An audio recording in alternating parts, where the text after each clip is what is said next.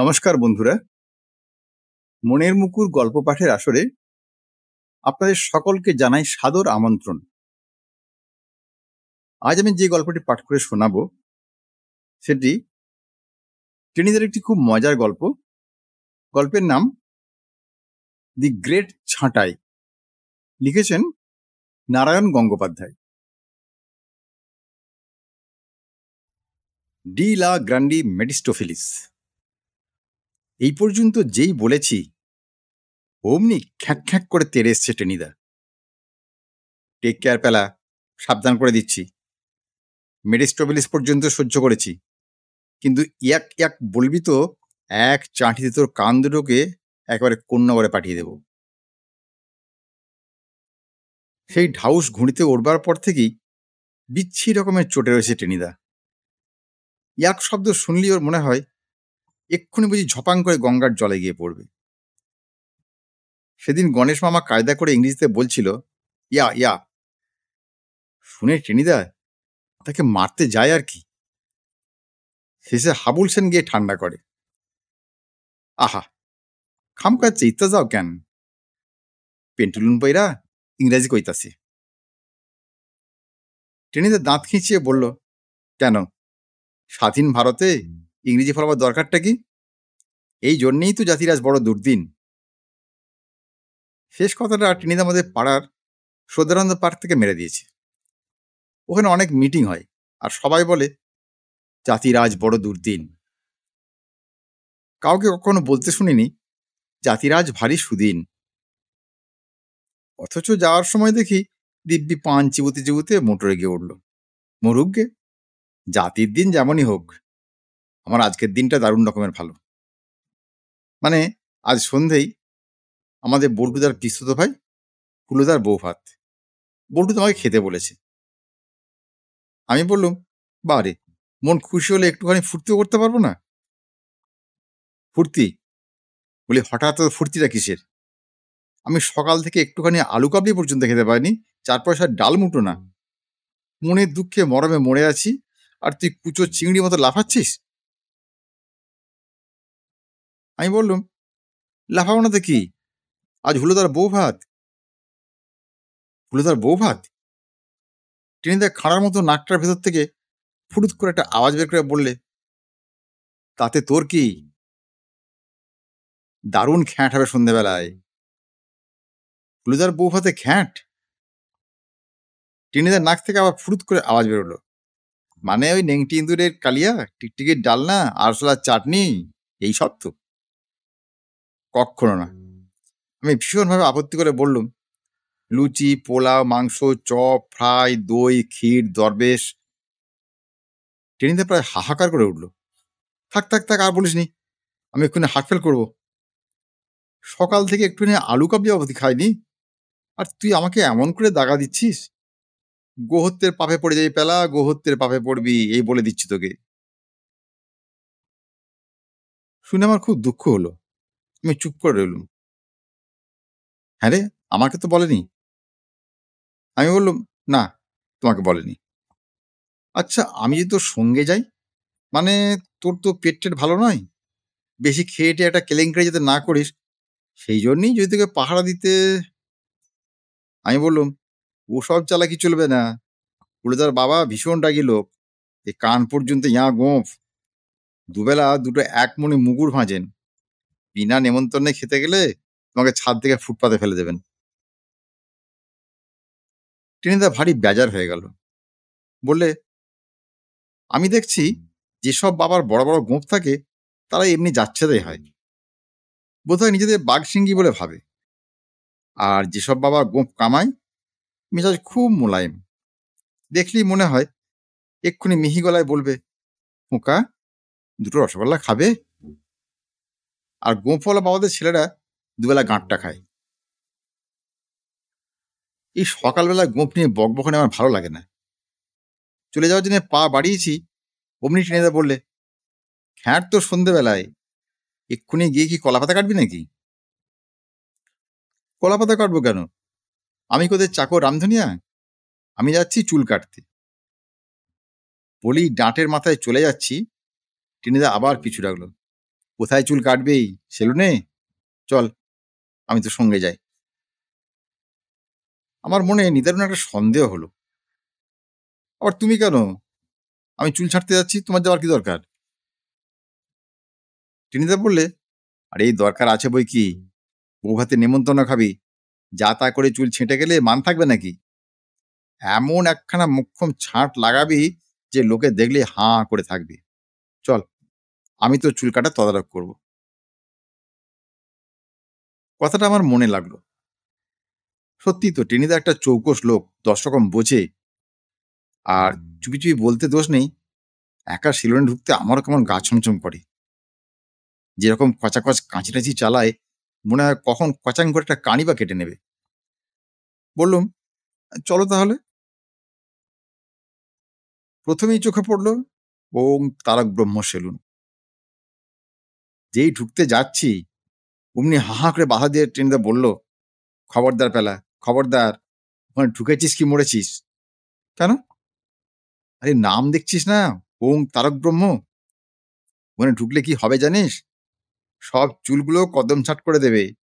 আর চাঁদির উপর একখানা টিকি বানিয়ে দেবে। হয়তো টিকির সঙ্গে ফ্রিতে একটা গাঁদা ফুলও বেঁধে দিতে পারে। কিচ্ছুই বলা যায় না। আমি ঘাবড়ে গিয়ে বললুম, না, না, আমি টিকি চাই না। ফি গাঁদা ফুলের কোনো দরকার নেই। তবে চটপট চলে আয় এখান থেকে। দেখছিস না?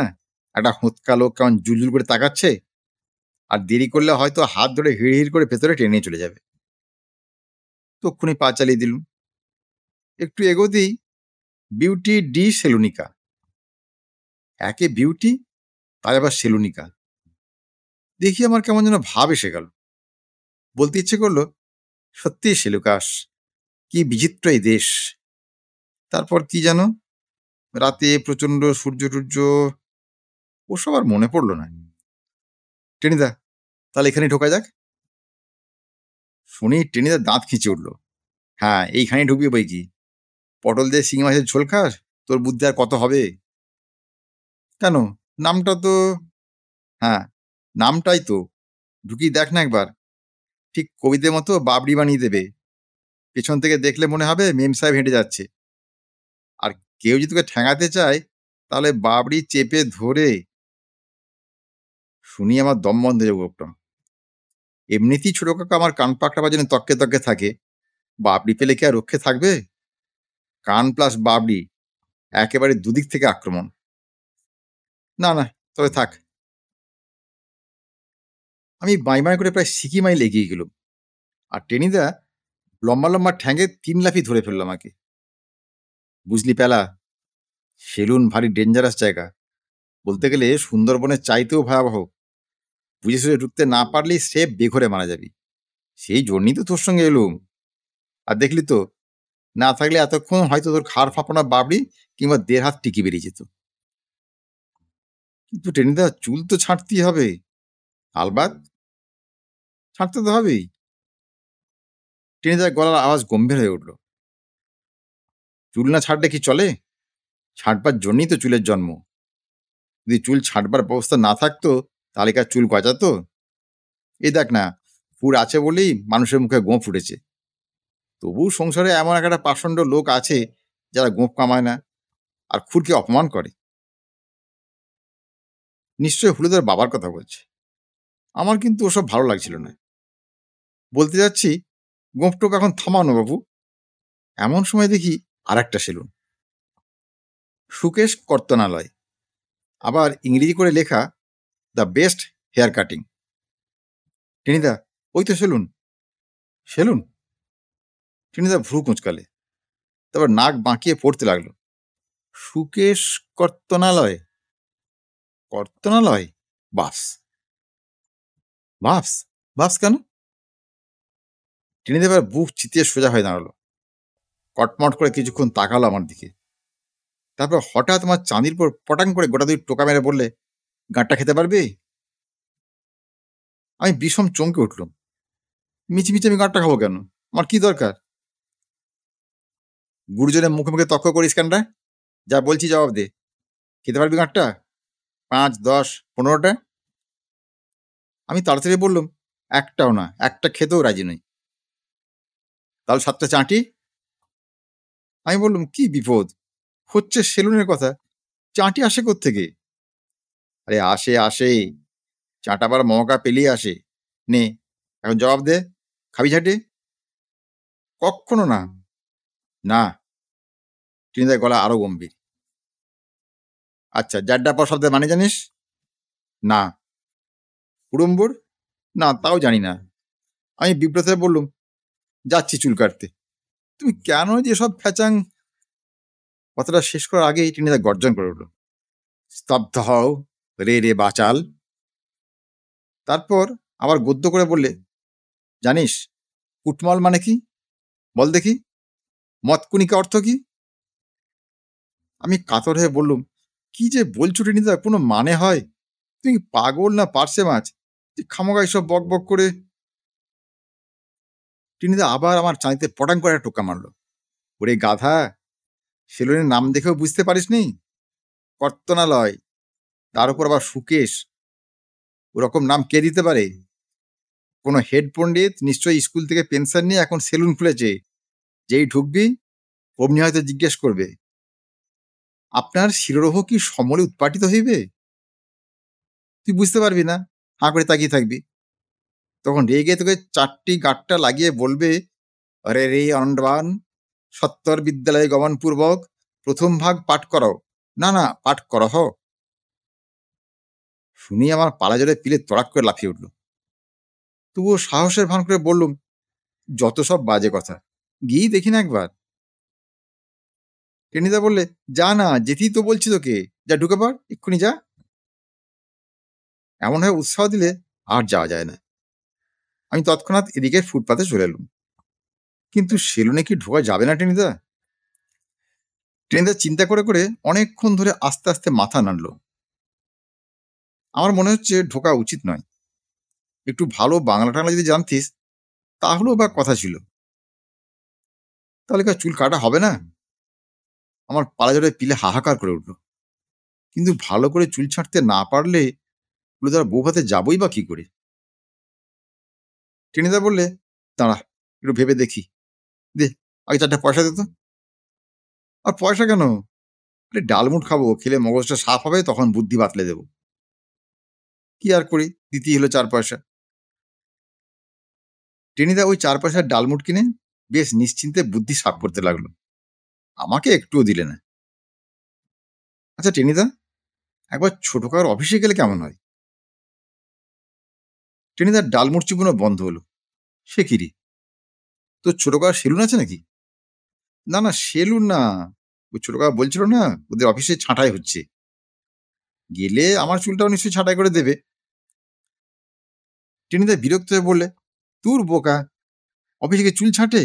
সে অন্য ছাঁটায়। কি ছাঁটায়? বোধহয় জামা কাপড় ছাঁটায়, কান টানও হতে পারে। কি জানি, ঠিক বলতে পারবো না। তো চুল ছাঁটে না। তাহলে তো আমার কুট্টি মামার ধামার মতো চুল ওর কবেই ছেঁটে দিত। তাই তো, মনটা খুব দমে গেল। তাহলে কি করা যায়? টেনিদা ডালমুটের তলার নুনটা চাটতে চাটতে বললে, ওই তো গাছটার তলায় ইট পেতে পরামানিক বসে আছে, চল ওর কাছে চল। কিন্তু পরামানিক? আমি গজগজ করতে করতে বললুম, ওরা ভালো চুল কাটতে পারে না। তোকে বলেছে। টেনিদা রেগে বললে, ওই বিড়ালি বনে গেলে বাঘ হয়, বুঝলি? এখন নিতান্ত ফুটপাতে বসে আছে, তাই ওর কদর নেই। একটা সেলুন খুললেই ওর নাম হবে দ্য গ্রেট কাটার। চল চল। আমার পিঠে একটা থাপড়া দিয়ে টেনিদা বললে, আমি আছি না সঙ্গে? এমন ডিরেকশন দিয়ে দেব, লোকে বলবে বেলা ঠিক সাহেব বাড়ি থেকে চুল ছেঁটে এসছে। তোর কোনো ভাবনা নেই, আয় আয় চলে আয়। কি আর করি, পরামানিকের সামনে বসেছি ইঁট পেতে। টেনিদা থাবা গেড়ে দাঁড়িয়ে আছে সামনে, দেখছে মনের মতো ছাঁট হয় কিনা। কুরকুর করে কাঁচি চলেছে। আমিও বসে আছি নিবিষ্ট মনে।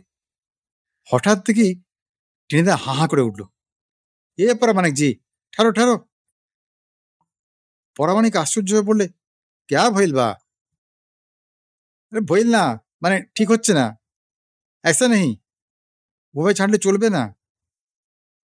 তখন পরামানিক বললে, তো কেসা? আমি বিরক্ত হয়ে বললুম, কেন বাগড়া দিচ্ছ টেনিদা? বেশ তো কাটছে, কাটুক না। টেনিদা দাঁত বের করে বললে, কাটুক না, যা তা করে কাটলেই হলো। এ হলো বউ ভাতের ছাঁট, এর কায়দায় আলাদা। যা খুশি কেটে দেবে, আর শেষে লোকে আমারই বদনাম করে বলবে, ছি ছি, পটল ডাঙার টেনিরাম কাছে থাকতে তাহলে যাচ্ছে তাই চুল ছেটে এসছে, রাম ও রাম। পরামানিক অধৈর্য হয়ে বললে, कैसा छाँटाई বলিয়ে না। বলতে তো হ্যাঁই। টেনিদা আমার মাথায় আঙুল দেখিয়ে বলে চলল, হিয়া 2 ইঞ্চি ছাঁটকে দাও, হিয়া 3 ইঞ্চি। আমি কাতর হয়ে বললুম, টেনিদা আমার কাজের দরকার নেই, ও যেমন কাটছে কাটুক। শাট আপ, তুই ছেলে মানুষ, কেন কথা বলিস গুরুজনের মুখে মুখে? सुनो जी परामानिक, हिया से 4 इंची काट दो, हिया फिर 1 इंची और हिया 2 इंची घाट छाँचके दो। परामानिक एবার রেগে গেল, बाबू ऐसा नहीं होता। टेनिदा बोले, अरे जरूर होता, तुम काटो। परामानिक बोले, नहीं, ऐसा कभी नहीं होता।